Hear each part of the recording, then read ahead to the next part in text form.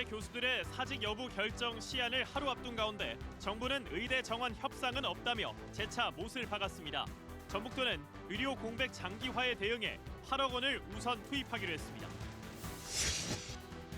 전북 10개 선거구에 대한 민주당 공천이 마무리된 가운데 전북 현역 교체 비율은 전국 평균보다 낮았습니다. 민주당의 시스템 공천에 대한 개선 과제도 남았습니다.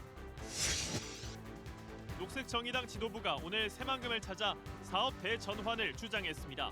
지지율 정체 속에 전북 표심을 얻기 위한 녹색정의당의 총선 전략은 무엇인지 들어봅니다. 지난해 초중 고교생의 사교육비 총액이 27조 원을 넘어 역대 최대 규모를 기록했습니다. 전북에서는 학생 한 명이 한 달 평균 43만 3천 원을 사교육에 쓰는 것으로 집계됐습니다. 최근 남원의 한 농협 직원이 은행 돈 수억 원을 빼돌렸다는 의혹이 제기돼 경찰이 수사하고 있습니다. 해당 농협 측이 사건을 덮으려 했다는 의혹도 나오고 있습니다.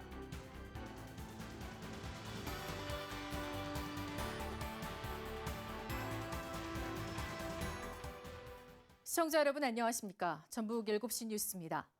총선을 20여일 앞두고 전북 10개의 선거구에 대한 민주당의 공천이 모두 마무리됐습니다. 늑장 선거구 획정으로 인한 촉박한 경선 일정 속에 상호 비방 등의 구태는 여전했습니다. 첫 소식 진유민 기자입니다. 전북 4개 선거구를 대상으로 한 민주당의 경선 결과 전주병은 정동영 전 의원이, 정읍고창은 윤준병 의원, 남원 장수 임실 순창은 박희승 변호사가, 완주 진안 무주는 안호영 의원이 승리했습니다. 이로써 전북 10개 선거구에서 민주당 공천이 마무리됐습니다. 앞서 민주당은 전주갑 김윤덕 의원, 전주을 이성윤 검사장, 군산 김제 부안갑 신영대 의원, 군산 김제 부안을 이원택 의원, 익산갑 이춘석 전 의원, 익산을 한병도 의원을 총선 후보로 결정했습니다. 현역이 패배한 전주병과 익산갑은 다선 중진 의원, 이른바 올드보이가 부활했습니다. 현역 교체 바람이 거셀 거란 당초 예측과 달리 8명의 현역 의원 가운데 2명이 낙마하는 데 그쳤습니다. 현역 교체 비율은 25%로 40%로 전망되는 민주당 전국 평균보다 낮습니다. 이 전라북도 정치 내에서의 이 현역 교체율이 높지 않다는 얘기는 신인 정치인들이 제대로 발굴되어 올 수 없는 그런 정치적인 토양의 한계가 있었지 않았나라는 생각이 듭니다. 총선을 40여일 앞두고 선거구가 결정되면서 경선 일정은 촉박했고 정책 경쟁보단 상대에 대한 비방과 고소고발에 집중하는 구태가 여전했습니다. 여기에 모호한 후보 판단 기준은 공천 잡음으로 번졌습니다. 총선이 끝나면 이 시스템 공천에 대해서 또 평가해보고 더 강화해야 될 것, 좀 개선해야 될 것들을 평가하고 또 지속적으로 발전할 수 있도록 그렇게 노력하겠습니다. 민주당 모든 후보가 결정돼 대진표 윤곽이 나온 만큼 각 당은 본선 체제로 돌입합니다. KBS 뉴스 진유민입니다. 한동훈 국민의힘 비상대책위원장이 이번 총선의 격전지로 꼽히는 부산과 경남 낙동강 벨트를 찾아 지원 사격에 나섰습니다. 돈봉투 의혹이 불거졌던 정우택 의원에 대한 공천은 취소했고 대신 서승우 전 충북 부지사를 공천했습니다. 정재우 기자입니다. 한동훈 국민의힘 비상대책위원장이 부산의 구포시장을 방문해 북갑 지역구 서병수 국민의힘 후보와 함께 상인들을 만났습니다. 한 위원장은 이 자리에서 중앙정부가 직접 지방의 전통시장 등을 지원할 수 있도록 하겠다고 밝혔습니다. 중앙정부에서 직접적으로 지방정부를 통하지 않고 지원할 수 있는 법률을 저희가 만들었습니다. 그 내용을 가지고 저희가 통과시켜서 이후 경남 김해를 찾아 학부모 간담회를 열고 시민들도 만나는 등 낙동강 벨트 표심 공략에 집중했습니다. 이종섭 전 국방부 장관의 호주 대사 부임을 둘러싼 논란에 대해 당내 수도권 후보들이 우려의 목소리를 낸 것과 관련해 한 비대위원장은 내일이라도 공수처에서 부르면 들어올 거라며 본인이 수사를 거부한 건 아니라고 선을 그었습니다. 지역구 카페 운영자에게 돈봉투를 받았다는 의혹이 제기된 정우택 의원은 공천이 취소됐습니다. 국민의힘 공천관리위원회는 정 의원에 대한 충북 청주 상당 지역구 공천을 취소하고 서승우 전 충북 행정부지사를 공천하기로 재의결했습니다. 불미스러운 상황이 지속적으로 발생하고 있습니다. 국민의 눈높이 및 도덕성 기준에 미치지 못하는 사안으로 판단하게 됐습니다. 공관위는 경선 결과도 추가로 발표했습니다. 경북 의성, 청송, 영덕, 울진에서는 초선 현역 박형수 의원이 김재원 전 의원을 꺾었고 경기 하남 을에선 이창근 전 서울시 대변인이 승리했습니다. 부산 북을에서는 박성훈 전 해양수산부 차관이 이겼습니다. KBS 뉴스 정재우입니다. 이재명 더불어민주당 대표는 대전과 충북 청주 등을 잇따라 방문해 정권 심판론을 강조했습니다. 민주당이 주도하는 비례위성정당 더불어민주연합에 참여 중인 연합정치시민회의는 임태훈 전 군인권센터 소장에게 병역 기피를 이유로 탈락 통보한 결정을 철회해달라고 더불어민주연합에 요청했습니다. 전현우 기자입니다. 대전과 충북 청주시 오송읍을 잇따라 찾은 이재명 민주당 대표. 대전에선 윤석열 정부가 대전의 민생인 R&D 예산을 삭감해 대전의 오늘과 한국의 미래를 파괴했다고 밝혔습니다. 또 오송에선 오송 지하차도 참사 합동분향소를 참배한 뒤 유가족과 생존자와 간담회를 진행했습니다. 이 대표는 정권 심판론을 강조했습니다. R&D 예산도 깎고 청년 지원 예산도 깎고 골목 상권 지원하는 지역 화폐 예산도 영원으로 만들려고 하지 않습니까? 이러니 경제가 살 수 있습니까? 민주당 주도 비례위성정당 더불어민주연합에 참여한 연합정치시민회의 몫으로 서미화 전 국가인권위원회 비상임위원과 이주희 변호사가 새로 추천됐습니다. 반미활동 전력 논란 속에 자진 사퇴한 전지혜, 정영희 씨를 대체하는 후보입니다. 서 전 위원은 시각장애인으로 한국장애인 자립생활센터협의회 이사 등을 겸임하고 있고 이 변호사는 서울지방변호사회 인권위원회 위원 등을 맡고 있습니다.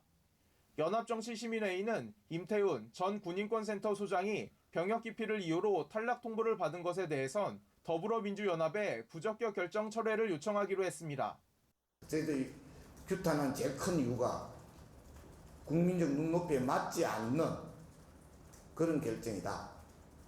그런데 그걸 갖다 국민적 눈높이 운운하면서 경강부회하는 것은 논리적으로 맞지 않다. 녹색정의당은 전북 군산시 새만금 개발청을 찾아 지방대 무상교육과 지역 필수 의료 강화 등을 약속했습니다. KBS 뉴스 전현우입니다. 더불어민주당 한병도 의원이 오는 4월 총선 익산 을선거구에서 3선 도전을 선언했습니다.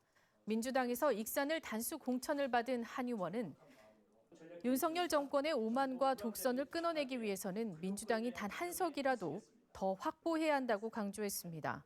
지역 공약으로는 공공기관 2차 지방 이전을 앞당겨 주요 기관을 익산에 우선 유치하고 국가식품 클러스터 2단계 사업 성공과 원광대 글로컬 대학 지정, KTX 익산역 확장, 서부내륙 고속도로 조기 착공 등을 약속했습니다.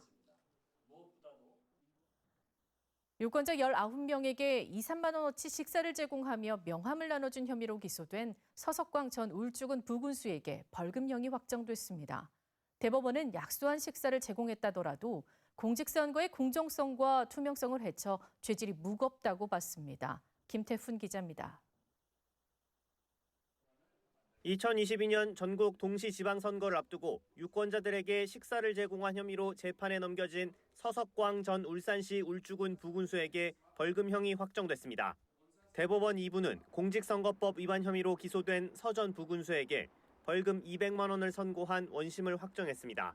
서 전 부군수는 2022년 2월 국민의힘 당내 경선을 2달여 앞두고 유권자 19명에게 돼지갈비와 회정식 등 40만 원 상당의 식사를 대접한 혐의를 받아왔습니다.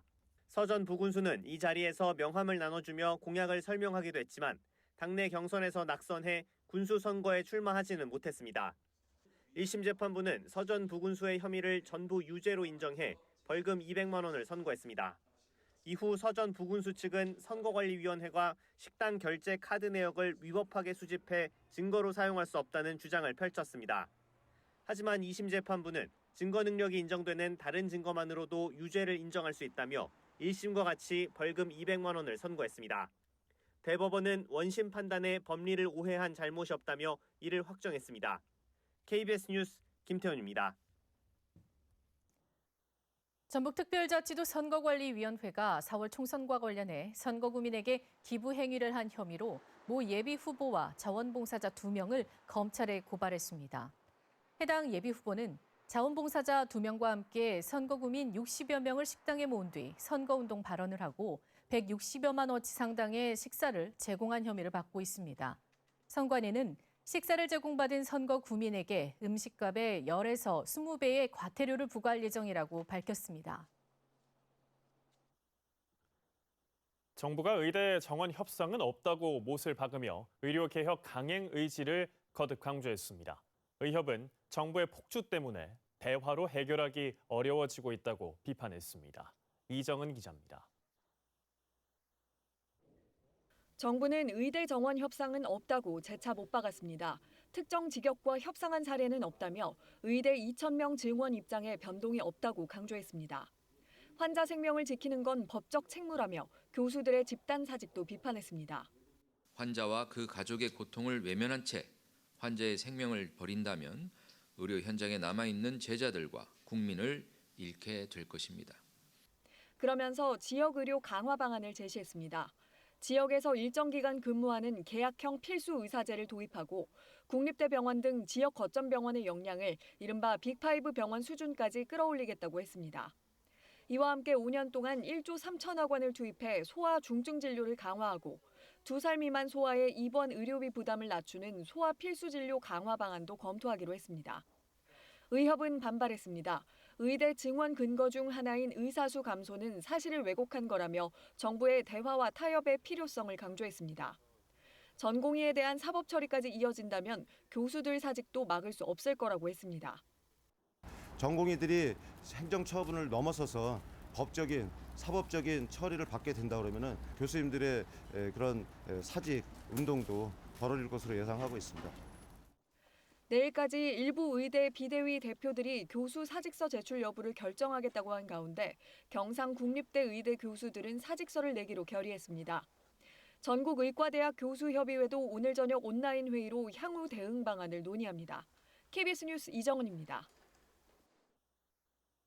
원광대 의대 교수들로 구성된 비상대책위원회가 성명서를 내고 의료 현장에서 환자 불편과 불안을 줄이기 위해 마지막까지 최선을 다하겠다며 정부는 의대 정원 확대를 취소하고 과학적이고 논리적인 근거를 가지고 대화에 나서 달라고 요구했습니다.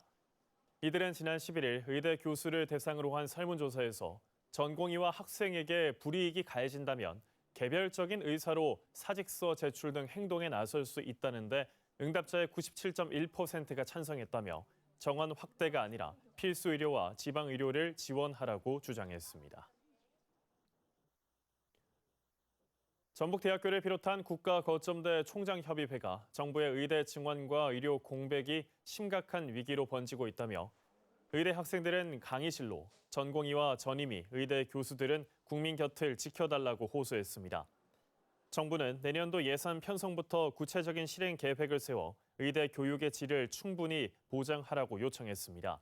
또 정부와 의사단체가 서로의 입장과 우려를 솔직하게 공유해 해결책을 모색해야 할 때라며 열린 마음으로 조속히 대화의 장을 열라고 강조했습니다.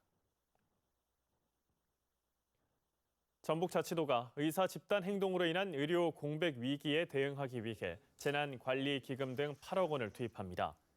응급 환자에 신속하게 대처할 수 있도록 상급 종합병원과 2차 병원 등 15개 응급 의료기관에 5억 원을 들여 자동 흉부 압박기를 한 대씩 설치합니다. 또 전북대 병원과 원광대 병원에 파견된 공중보건의사와 군의관에게 특별활동수당 1억 4천만 원을 지급하고 군산, 남원, 진안 등 3개 지방의료원에 연장 진료수당 1억 6천만 원도 지원합니다. 최근 농협은행에서 100억 원대 대출 사고가 발생해 도덕적 해이 우려가 큰데요. 이런 가운데 전북의 한 농협에서 직원의 횡령 사건이 발생해 경찰이 수사에 나섰습니다. 벼수매 과정의 빈틈을 노려 양곡대금 수억 원을 빼돌렸습니다. 안승길 기자입니다. 남원 농협이 운영하는 미곡 종합처리장. 농민이 수확한 벼를 사들여 가공한 뒤 상품으로 출하하는 곳입니다. 최근 여기서 일하던 한 직원이 수억 원대 돈을 빼돌렸다는 의혹이 제기됐습니다. 수매량을 속여 농민에게 대금을 잘못 지급되게 한 뒤 이를 되돌리는 과정에서 돈을 가로챈 건데 5년간 챙긴 금액은 5억 원가량으로 추정됩니다. 현금이 다 단약했기 때문에 그거 다 서류도 다 그쪽 갔으니까 그쪽 자택으로 대기하려고 있습니다. 지난해 말 미국 처리장에서 이를 보고했지만 농협은 뒤늦게 자체 조사를 벌인 뒤 전북본부에 감사를 요청했고 지난달 말에야 이사회에 이 사실을 알렸습니다. 그 사이 횡령액을 되돌려받고 사건을 덮으려 했다는 의혹이 제기되는 이유입니다. 전산 조치를 하고 그냥 마무리를 어떻게 잘 해보려고 했나 봐요, 처음에는. 횡령 의혹을 받는 직원은 30년 넘게 일한 해당 농협 모 이사의 아들. 농협 전북본부는 지난달 현장 조사를 마치고 조만간 감사 결과를 내놓을 예정입니다. 감사 결과가 나왔을 때 거기에 후속 조치가 필요하면 하는 거지. 그 상황에서는 저희가 어떻게 할 수 있는 거. 이달 초 농협의 수사 의뢰를 받은 전북경찰청은 업무상 횡령 혐의로 해당 직원을 입건해 조사하고 있습니다. KBS 뉴스 안승길입니다. 전북특별자치도의회가 도의원에게 매달 지급하는 의정 활동비를 150만 원에서 200만 원으로 50만 원 올렸습니다. 이번 인상 결정으로 기본급인 월정수당을 합쳐 도의원이 한 해 받는 보수는 지난해 5,600여만 원에서 올해 6,300여만 원으로 늘게 됐습니다. 도의원 의정 활동비 인상은 지난 2003년 이후 21년 만이지만 200만 원 한도 안에서 지자체가 자율적으로 결정할 수 있게 지방자치법 시행령이 바뀌자마자 이뤄져 시선이 곱지 않습니다. 도시계획 변경 협상 대상지로 최종 선정된 전주 서부 신시가지의 옛 대한방직터와 관련해 자광이 협상 제안서를 전주시에 제출했습니다. 협상 제안서에는 전주시가 사전에 요구한 교통 체증 대책 등을 담은 것으로 알려졌습니다. 전주시는 협상 조직을 꾸려 자광의 개발 계획안을 놓고 공공기여 계획 등을 앞으로 6달간 논의할 계획이라고 밝혔습니다. 민간 사업자인 자광은 옛 대한방직터에 470m 높이의 타워와 200실 규모의 호텔, 백화점 등 상업시설을 짓는 계획을 세웠습니다. 인권위원회가 시군자치단체가 청년들에게 직무체험 기회를 주기 위해 시행하는 단기 인력 채용에서 대학생으로만 대상을 제한하지 말라고 차별 금지 권고를 내렸는데요. 그런데 일부 시군에서 여전히 대학생만 뽑고 있어 형평성에 어긋난다는 지적입니다. 김규희 기자입니다. 전북 순창군이 게시한 청년 단기 인력 모집 공고문입니다. 채용된 청년은 한두 달간 관공서나 사회복지시설 등에서 업무 보조를 하고 일당으로 7만 원가량 받게 됩니다. 34세 이하 청년이면 누구나 지원할 수 있습니다. 최종 선발 25명 중에 대학생이 아닌 청년이 5명이 이번에 선발이 됐어요. 그래서 청년까지 확대를 하다 보니 그런 기회가 더 주어진 거죠.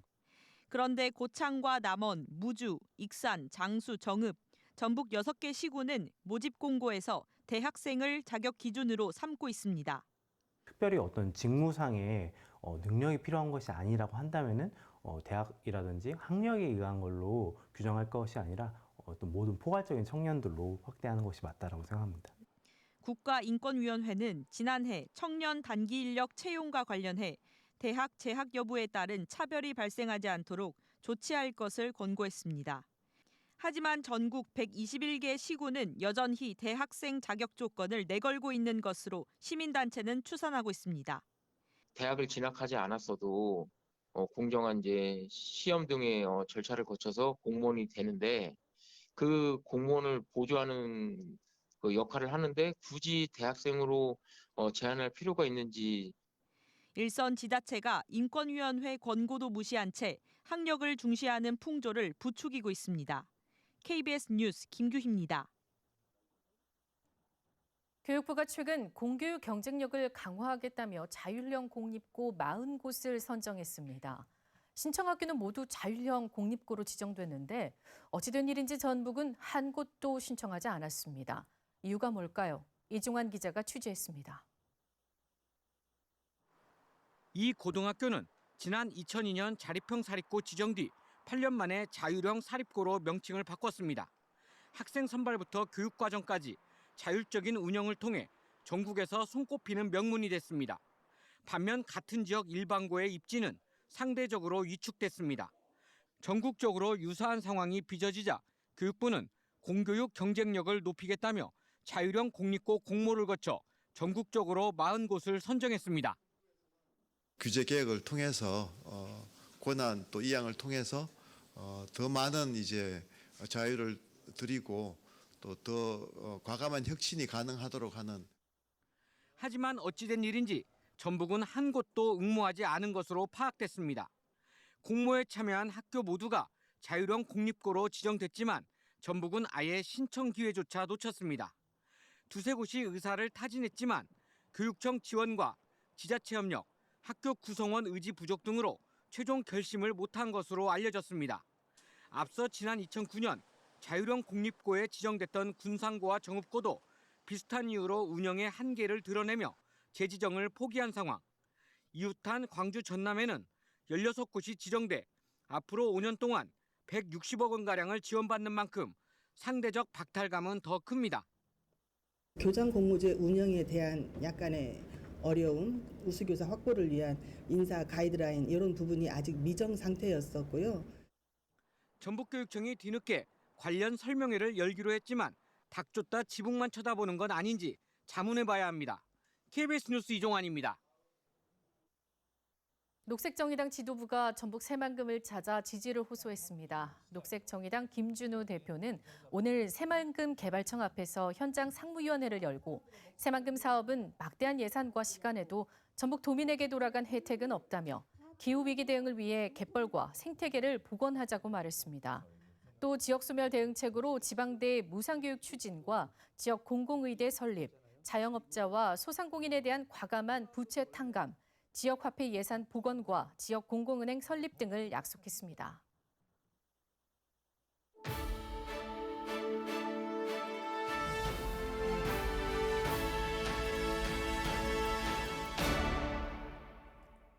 총선이 가까워지고 있습니다. 일주일 뒤면 후보 등록이 시작되는데요. 한 석이라도 더 얻기 위한 정당 간 표심 잡기 경쟁도 치열해지고 있습니다.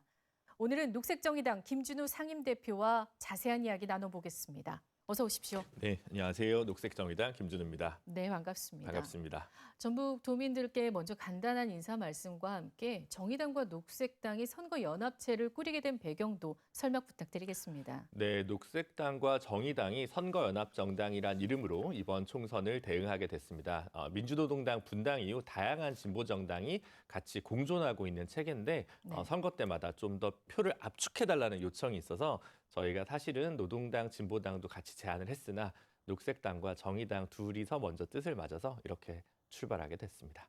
그렇군요. 지난 총선 때 결과를 보면 정의당이 10% 가까운 정당 득표율을 기록해서 원내 제3당이 되셨죠.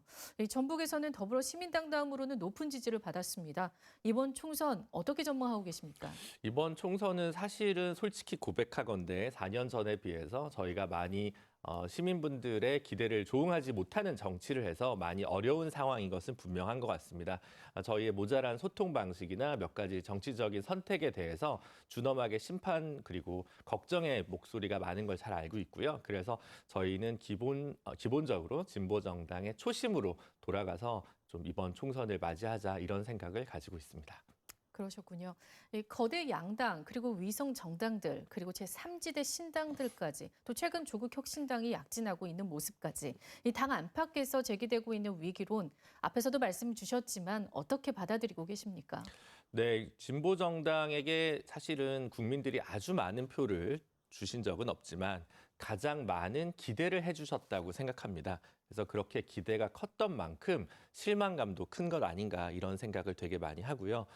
양당 혹은 호남에서 민주당 1당 독점 체제에 대한 견제와 균형의 목소리도 분명히 있는데 그에 대한 대안 세력으로서 아직까지 충분히 인정받지 못하고 있는 준엄한 현실을 저희가 반성하면서 성찰하는 자세로 가고 있고요. 그래서 노동, 녹색, 그리고 농민, 지역 이런 기본에 돌아간 비례명단 명부를 이번에 작성함으로써 조금 더 반성하는 모습, 성찰하는 모습, 혁신하는 모습을 다시 보여드리려고 노력하고 있습니다. 참고로 저희가 비례 1번은 보건의료노조 위원장 하신 나순자 위원장님을 공천을 했는데요.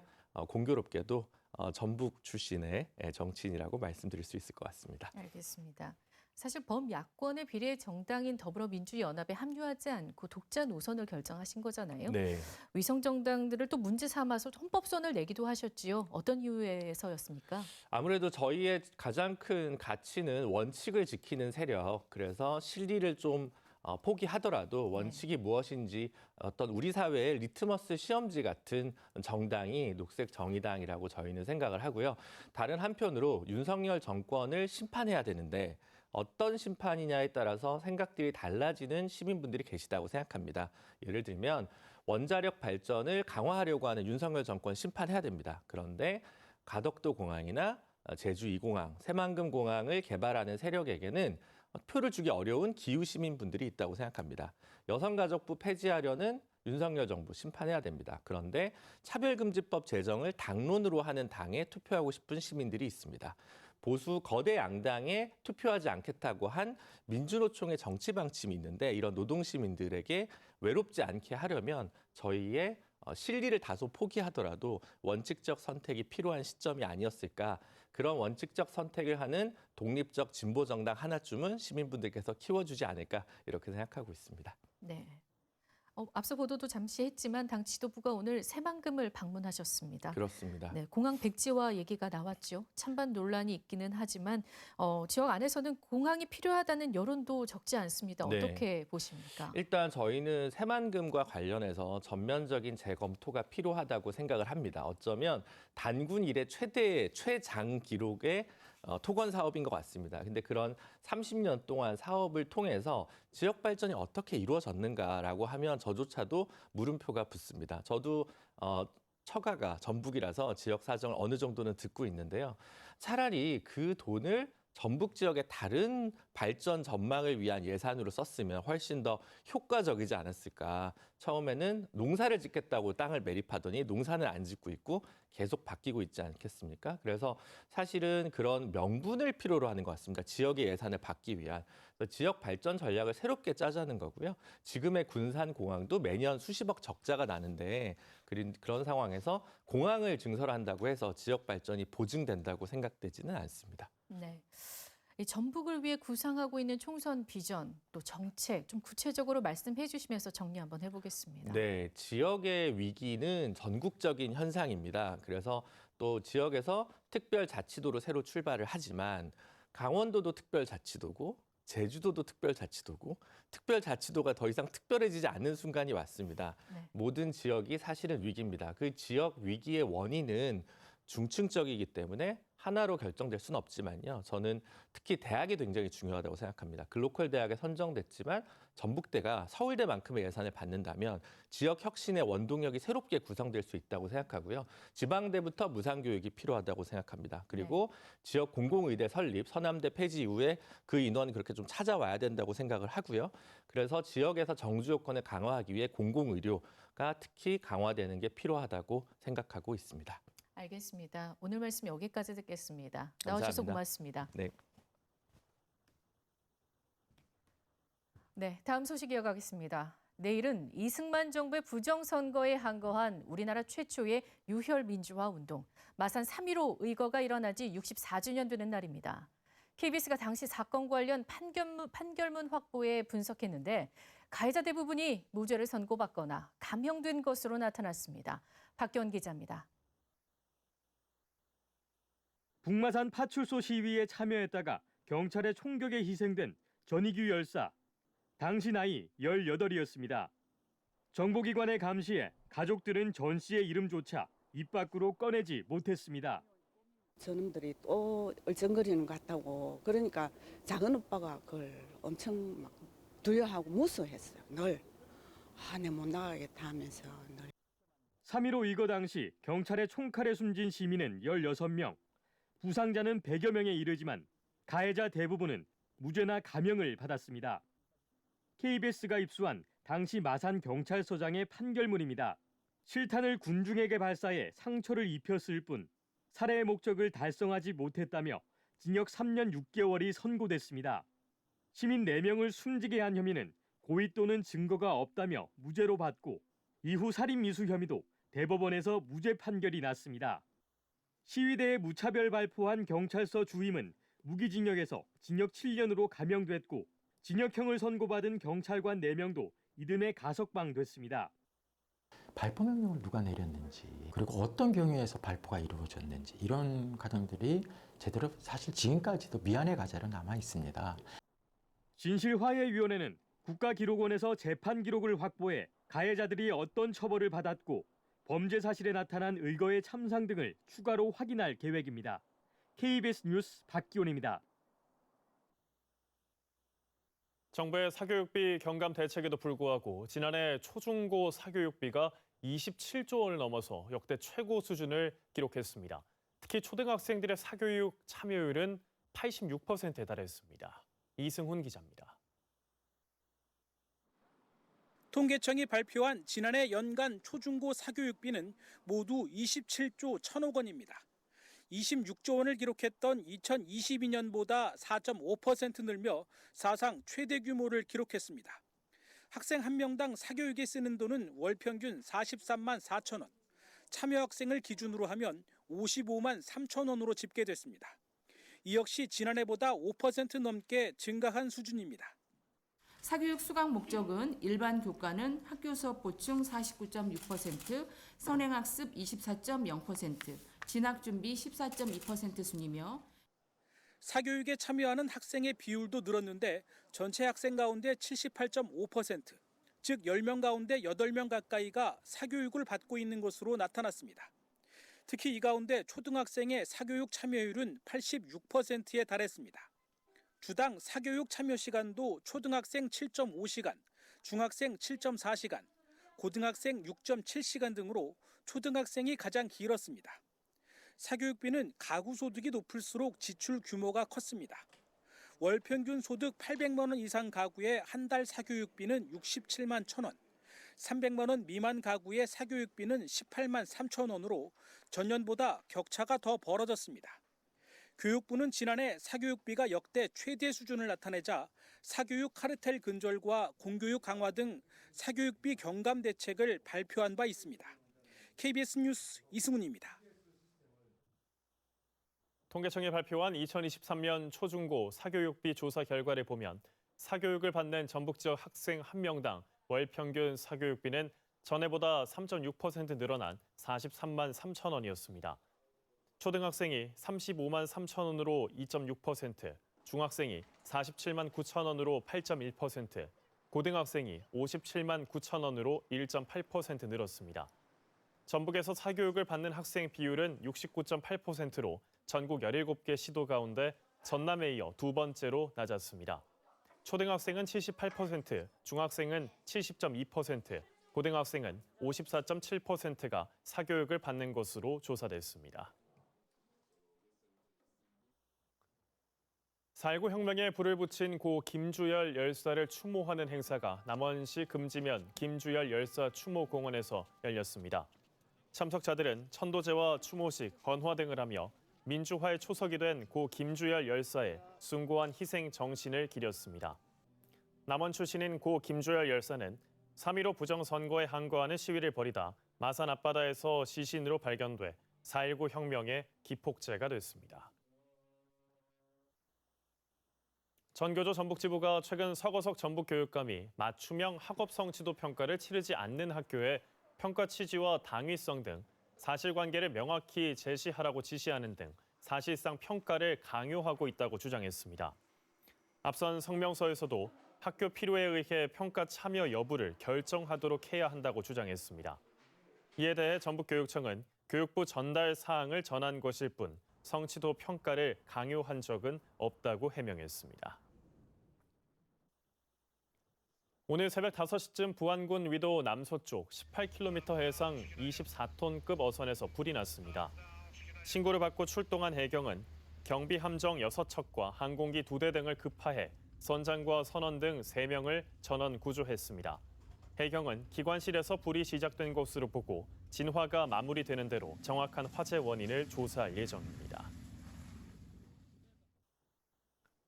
전북특별자치도와 12개 전북혁신도시 공공기관의 상생협의회가 오늘 한국전기안전공사에서 열렸습니다.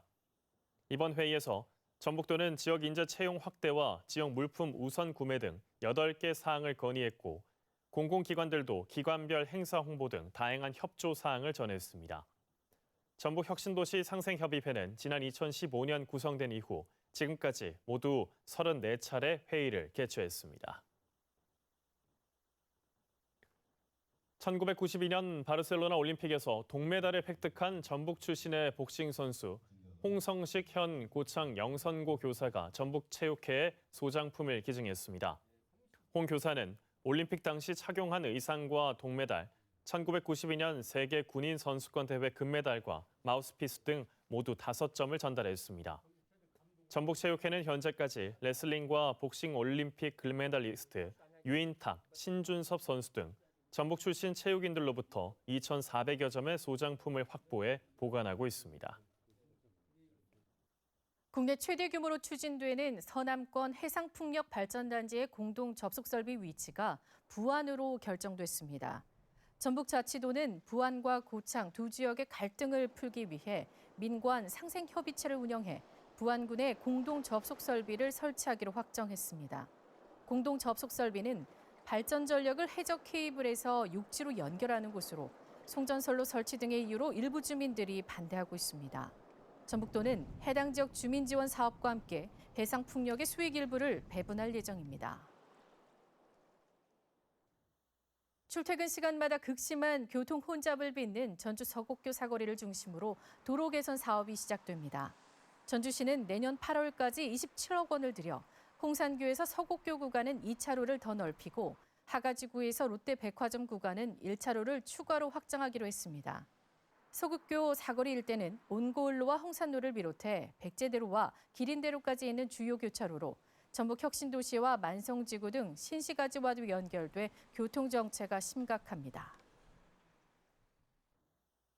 전북 지역 미분양 아파트 셋 가운데 둘이 군산에 있다는 지적이 나왔습니다. 군산시의회 윤세자 의원은 올해 1월 기준으로 군산의 미분양 아파트는 2,016가구로 전북 전체의 65.5%에 해당한다고 밝혔습니다. 이 같은 미분양 현상은 불경기 속 외지 대형 건설사들의 이른바 묻지마식 공급이 계속된 탓이라며 신도심 개발보다 원도심 재생으로 도시 계획을 바꾸자고 주장했습니다.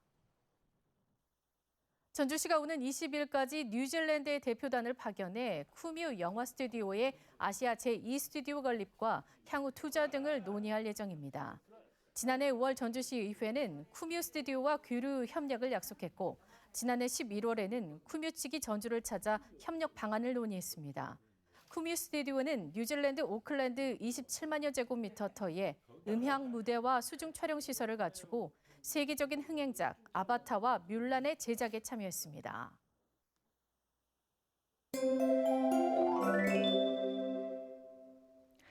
낮에는 완연한 봄 기운이 느껴지는데요. 기온은 나날이 온화해지겠습니다. 내일 전주의 낮 기온 17도, 주말인 토요일에는 20도까지 오르겠습니다. 다만 아침 저녁으로 기온차가 크겠습니다. 특히 내륙 지역은 0도 안팎으로 설이나 얼음이 생길 수 있겠고 일교차가 15도 이상 벌어지겠습니다. 당분간 밤부터 오전 사이 안개가 짙겠습니다. 전북 곳곳에서 가시거리 1km 미만이 되겠습니다.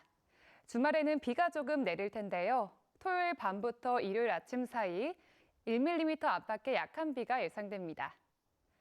내일 오전에는 공기질이 탁하겠고 하늘 표정은 맑겠습니다. 자세한 지역별 기온은 익산의 아침 기온 영하 1도, 군산과 김제 2도를 보이겠고 한낮 기온은 익산이 16도, 군산과 김제 15도 안팎이 예상됩니다. 동부 지역은 완주가 0도, 나머지 지역 영하 2도 안팎으로 농작물 냉해 피해가 예상되고 한낮 기온은 15도에서 18도 사이를 보이겠습니다. 당분간 바다 안개가 짙은 가운데 물결은 잔잔하겠습니다. 주말 밤사이 비 소식이 있지만 날이 포근해서 봄나들이 즐기기 좋겠습니다. 날씨였습니다. 뉴스를 마칩니다. 시청해주신 여러분 고맙습니다.